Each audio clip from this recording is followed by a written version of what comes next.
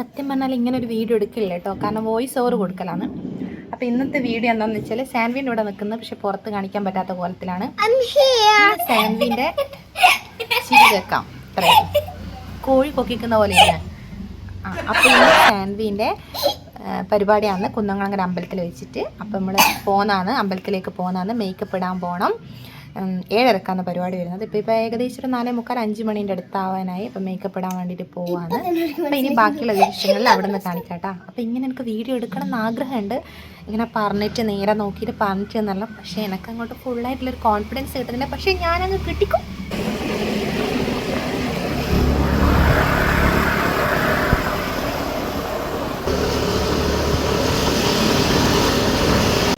അപ്പോൾ ഞങ്ങൾ മാഷിൻ്റെ അടുത്തേക്ക് പോവുകയാണ്. ഇതാണ് സാൻവി കുട്ടി. സാൻവി ഭയങ്കര ടെൻഷനിലാണ്. അതായിരിക്കാലും ഉണ്ടാവുമല്ലോ അല്ലേ, അതിലും വലിയ ടെൻഷൻ എനിക്കാന്ന് കേട്ടോ.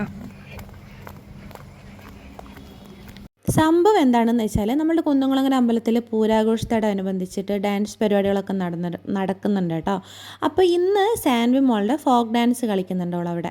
ഞാൻ കഴിഞ്ഞ തവണ കളിച്ചിട്ടുണ്ടായിരുന്നേ, ഇത്തവണ അവൾ കളിക്കട്ടെ എന്ന് വിചാരിച്ച്. അവൾ ആദ്യമായിട്ടാണ് കേട്ടോ കളിക്കുന്നത്. അപ്പോൾ നമ്മൾ ആദ്യം മുന്നേ കളിച്ചിട്ടുണ്ടായിരുന്ന ഒരു ഫോക്ക് ഡാൻസില്ലേ, അത് തന്നെയാണ് കളിക്കുന്നത്. അടുത്ത കൊല്ലം നമുക്ക് പുതിയ ഐറ്റമൊക്കെ പഠിക്കാം. ഇപ്പോൾ ഇതങ്ങനെ അങ്ങ് പോട്ടെ എന്ന് വിചാരിച്ച്. അപ്പോൾ നമ്മൾ ഡ്രസ്സ് ചെയ്യാൻ വേണ്ടിയിട്ട് മാഷിൻ്റെ അടുത്ത് പോയതാണ്. അപ്പോൾ ഇപ്പോൾ ഇവിടെ മേക്കപ്പ് ചെയ്യുന്നിടത്തിൽ വലിയ തിരക്കില്ല എന്ന് പറഞ്ഞപ്പോൾ നേരെ ഞങ്ങൾ ഇങ്ങോട്ട് പോകുന്നു. ഞങ്ങളെ ലാലോട്ടിന് ഇങ്ങോട്ട് ആക്കി തന്ന്. ഇനിയിപ്പോൾ ലാലോട്ടും പോയിട്ട് മാഷ് കൂട്ടിക്കൊണ്ടുവരും ഡ്രസ്സ് ചെയ്യാൻ വേണ്ടിയിട്ട്.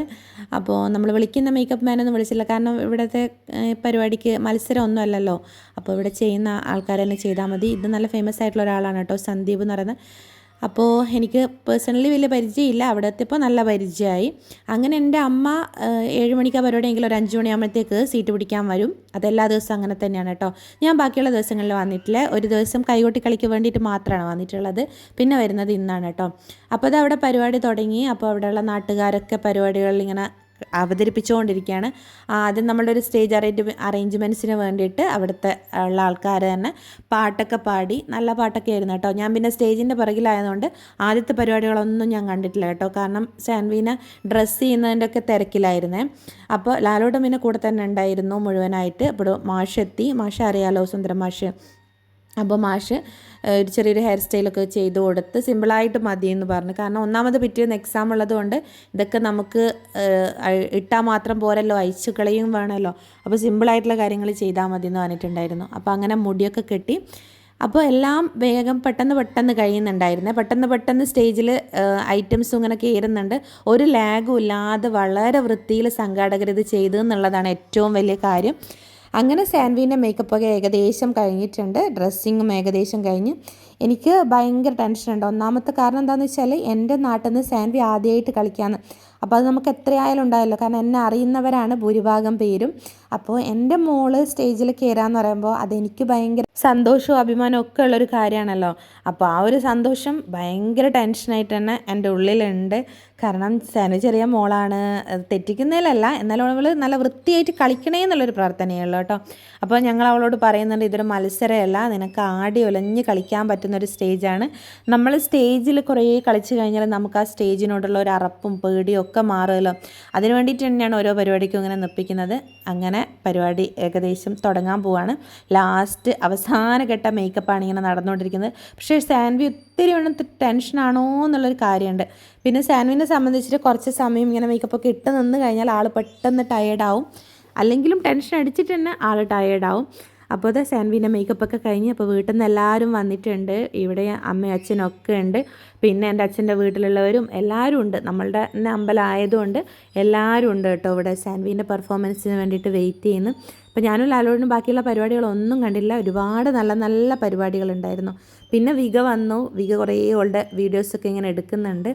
അപ്പോൾ ഞാനിത് പെട്ടെന്നൊരു വ്ളോഗായിട്ട് അങ്ങ് ചെയ്യാമെന്ന് വിചാരിച്ചതാണ്. കാരണം നമ്മൾ ഫുൾ വീഡിയോ ഇല്ലാഞ്ഞിട്ട് ഒരുപാട് പേര് നമ്മളടുത്ത് മെസ്സേജ് ചെയ്തിട്ട് ചോദിക്കുന്നുണ്ട്, എന്താ നിങ്ങൾ ഫുൾ വീഡിയോ ഇടാത്തേ എന്നുള്ളത്. എനിക്ക് തോന്നുന്നത് ഷോർട്സിനെക്കാട്ടും ആൾക്കാർ ഇഷ്ടപ്പെടുന്നത് നമ്മളുടെ ഫുൾ വീഡിയോ ആണെന്ന് തോന്നുന്നു. കാണുന്നവരുടെ കാര്യമാണ് കേട്ടോ പറഞ്ഞത്. എല്ലാവരും ഇഷ്ടപ്പെടുന്നുണ്ടോ എന്ന് എനിക്കറിയില്ല. എന്നാലും കാണുന്നവർ നമ്മളുടെ ഫുൾ വീഡിയോ ഇഷ്ടപ്പെടുന്നുണ്ട് എന്നറിയുന്നതിൽ വളരെ സന്തോഷം. അപ്പോൾ വലിയ രീതിയിലല്ലെങ്കിലും ചെറുതായിട്ടുള്ളൊരു ദക്ഷിണയൊക്കെ കൊടുത്ത് സാൻവി എല്ലാവരുടെയും അനുഗ്രഹം വാങ്ങി.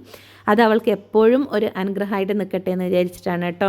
അപ്പോൾ പിന്നെ മാഷ് ചിലങ്കിയൊക്കെ ഇട്ട് കൊടുത്ത് മാഷും നമ്മളുടെ കൂടെ കട്ടക്ക് എപ്പോഴും പരിപാടികളിൽ സജീവമായിട്ട് നിൽക്കാറുണ്ട് കേട്ടോ. അപ്പോൾ സാൻവിയുടെ അവസാനത്തെ സ്റ്റെപ്പുകളൊക്കെ ഒന്ന് കളിച്ച് നോക്കുന്നുണ്ട്. ഇതൊക്കെ വികക്ക് വീഡിയോ എടുക്കാൻ വേണ്ടിയിട്ടുള്ളൂ കളിച്ച് നോക്കുന്നതാണ്. ഞാനിത് വീഡിയോ എഡിറ്റ് ചെയ്യുന്ന സമയത്താണ് കണ്ടത്. അപ്പോൾ പിന്നെ നമ്മൾ സ്റ്റേജിൻ്റെ ബാക്കിൽ നിന്ന് അങ്ങ് ഫ്രണ്ടിലേക്ക് പോവുകയാണ്. എല്ലാവിധ കാര്യങ്ങളും കഴിഞ്ഞിട്ടുണ്ട്. സ്റ്റേജിലാണെങ്കിൽ ഒരുപാട് പരിപാടികളുണ്ടായിരുന്നേ. ഏകദേശം 44ഓളം ഡാൻസ് ഉണ്ട്. 44 ഡാൻസുകളും ഒന്നിനൊന്ന് മെച്ചമായിട്ടുള്ള ഡാൻസുകളായിരുന്നു. ഇപ്പോൾ കുന്നംകുളങ്ങര അമ്പലത്തിനെ സംബന്ധിച്ചിട്ട് എല്ലാ വർഷവും മാർച്ച് ഏപ്രിൽ മാസങ്ങളിലാണ് പൂരം വരുന്നത്. പൂരത്തോടനുബന്ധിച്ച് ഏകദേശം 10 ദിവസത്തോളമുള്ള പരിപാടികൾ അമ്പലത്തിൽ നടക്കാറുണ്ട്. അപ്പോൾ ഇതിപ്പോൾ 7ാമത്തെ ദിവസത്തെ പരിപാടിയാണ് കേട്ടോ. ഇനി 2 ദിവസം കൂടെ കഴിഞ്ഞാൽ പൂരമാണ്. അന്നത്തെ വീഡിയോസും കൂടെ ഞാൻ പെട്ടെന്ന് തന്നെ അപ്ലോഡ് ചെയ്യാം. അപ്പം ഞാനും അടുത്ത് നിന്നിട്ട് ചെറുതായിട്ടൊന്ന് ടെൻഷനൊക്കെ അടിക്കുന്നുണ്ട്. എത്ര ടെൻഷൻ വേണ്ടാന്ന് വിചാരിച്ചാലും നമ്മളെ മക്കൾ സ്റ്റേജിൽ കയറുമ്പോൾ നമുക്കൊരു ഉള്ളിൽ ടെൻഷൻ തന്നെയാണ്. അങ്ങനെ എല്ലാ പരിപാടികളും കഴിഞ്ഞ് സാൻവിനെ ഇതെല്ലാം അലോട്ടിനൊക്കെ ഒന്ന് സെറ്റാക്കി എടുക്കുന്നുണ്ട്. അങ്ങനെ പിന്നെ നമ്മൾ ഫ്രണ്ടിലേക്ക് പോവുകയാണ് കേട്ടോ. അപ്പോൾ അവസാനമായിട്ട് സാൻവി മാഷിൻ്റെതും അനുഗ്രഹം വാങ്ങിച്ച് അവൾക്ക് എന്നും എപ്പോഴും എല്ലാ ഗുരുക്കന്മാരുടെയും അനുഗ്രഹവും എന്താ പറയുക സന്തോഷം എപ്പോൾ ഉണ്ടായിരിക്കട്ടെ എന്ന് പ്രാർത്ഥിക്കുന്നു. അങ്ങനെ സാൻവി വെയിറ്റിംഗ് ആണ് കേട്ടോ. അപ്പോൾ എൻ്റെ നാട്ടുകാരാണ് അവിടെ തന്നെ ഉള്ളത്. അപ്പോൾ എല്ലാവരും ഡാൻസ് കഴിഞ്ഞതിന് ശേഷം ഒരുപാട് നല്ല അഭിപ്രായങ്ങൾ പറഞ്ഞ് ഭവീച്ചു അമ്മയൊക്കെ മുന്നിൽ തന്നെയുണ്ട്. അപ്പം ഞാൻ ഈ കൂട്ടയും പിടിച്ച് മുറവും പിടിച്ച് നിന്നിട്ടും ടെൻഷനാണ് കേട്ടോ. അപ്പോൾ സാൻവി അവളെക്കൊണ്ടാവുന്ന രീതിയിൽ അത് തന്നെ എപ്പോഴും പറയുന്നത് പോലെ സാൻവിനെ കൊണ്ടാവുന്ന രീതിയിൽ സാൻവി വളരെ വൃത്തിയായി കഴിച്ചിട്ടുണ്ട്. അങ്ങനെ സാൻവീൻ്റെ ഡാൻസും കഴിഞ്ഞ് ഞാൻ ഡ്രസ്സ് മാറട്ടെ എന്ന് പറഞ്ഞിട്ട് ഉള്ളിലേക്ക് പോകാൻ നോക്കുമ്പോഴാണ് ഇത് നമ്മളെ ഷിജിലേട്ടനും 5 സുന്ദരിമാരും കൂടെ സ്റ്റേജിൽ തകർത്താടുകയാണ് കേട്ടോ. എന്തായാലും അടിപൊളി പരിപാടിയാണ് കേട്ടോ. ഇതിൻ്റെ പാട്ടിപ്പോൾ എനിക്ക് വെക്കാൻ പറ്റില്ല, കോപ്പിറൈറ്റ് ഇഷ്യൂസ് വരുന്നത് കൊണ്ട്. ഇത് നമ്മളുടെ കൺഫ്യൂഷൻ തീർക്കണമേ എന്നുള്ള പാട്ടാണ് കേട്ടോ. അപ്പോൾ ഞാൻ എൻ്റെ ഫേസ്ബുക്കിൽ ഇത് അപ്ലോഡ് ചെയ്തിട്ടുണ്ട്. അശ്വതി അശോക് എന്നുള്ള ID-യിൽ. എല്ലാവരുടെയും വീഡിയോസ് ഒന്നും എടുക്കാൻ പറ്റില്ല. ആവുന്ന വീഡിയോസ് കുറച്ചായിട്ട് എടുത്തിട്ടുണ്ട്. പിന്നെ നമ്മുടെ ശിവാനിൻ്റെയും ടീമിൻ്റെയും ഡാൻസ് ഉണ്ടായിരുന്നു. അതും നല്ല അടിപൊളി പരിപാടിയായിരുന്നു. അതിനുശേഷം ഒരു കൈകൊട്ടിക്കളി ഉണ്ടായിരുന്നു. തിരുമന ടീം എന്നാണ് പറഞ്ഞിട്ടുള്ളതെന്നാണ് എൻ്റെ ഓർമ്മ. അതും നല്ല അടിപൊളി പരിപാടിയായിരുന്നു കേട്ടോ. എല്ലാ പരിപാടികളും ഒന്നിനൊന്ന് മെച്ചമായിരുന്നു. അങ്ങനെ അന്നത്തെ പരിപാടി അവിടെ കഴിഞ്ഞ് നമ്മൾ നേരെ തിരിച്ചിങ്ങ് വീട്ടിലേക്ക് പോകുന്നു കേട്ടോ.